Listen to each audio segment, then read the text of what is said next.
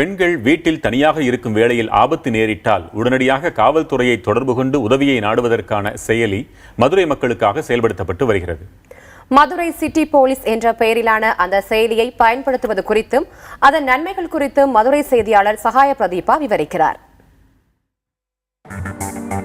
முதல்ல யாருடைய மொபைலில் இந்த ஆப் டவுன்லோட் பண்ணுறாங்களோ அவங்களுடைய பெயரை பதிவு செய்யணும்.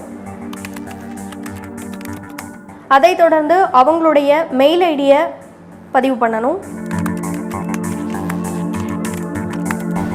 அதை தொடர்ந்து மொபைல் நம்பர் கேட்குறாங்க. எந்த மொபைல் மூலமாக நாம் இந்த ஆப்பை பயன்படுத்த போகிறோமோ அந்த மொபைல் நம்பரை தான் இந்த இடத்துல நாம் பதிவு பண்ணணும். அதை தொடர்ந்து ஆபத்து காலத்தில் பதிவு பண்ணிடுறவங்களுடைய உறவினர்கள் யாரை நம்ம தொடர்பு கொள்ளலாம், உறவினர்களோ நண்பர்களோ யாரை தொடர்பு கொள்ளணுமோ அவங்களுடைய பெயரை இந்த இடத்துல பதிவு பண்ணணும். அதடுத்ததான் அவங்களுடைய மெயில் ஐடியை இந்த இடத்துல பதிவு பண்ணணும். அதை தொடர்ந்து ஆபத்து காலத்தில் நாம் யாரை தொடர்பு கொள்ளணும் அப்படின்னு நினைக்கிறோமோ அவங்களுடைய மொபைல் எண்ணை இந்த இடத்துல பதிவு பண்ணணும்.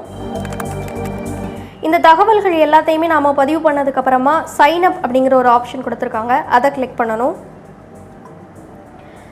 இப்போது இந்த செயலி பயன்படுத்துறதுக்கு ஏதுவான சூழலில் இருக்குது.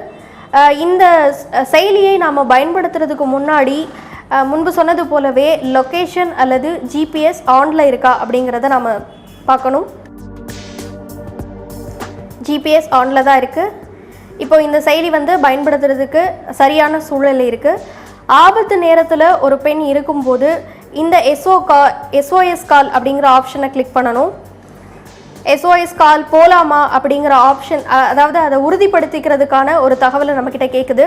ஓகே அப்படிங்கிற ஆப்ஷனை கிளிக் பண்ணும்போது இதற்கான கால் மதுரை மாநகர காவல் ஆணையர் அலுவலகத்தில் இந்த செயலியின் பயன்பாட்டுக்காக இருக்கக்கூடிய பிரத்யேக துறைக்கு இந்த தகவல் அனுப்பப்பட்டிருக்கு. தகவல் அனுப்பப்பட்டது அப்படிங்கிற விஷயத்தையும் நமக்கு உறுதிப்படுத்தக்கூடிய வகையில் தகவல் தெரிவிக்கப்பட்டிருக்கு.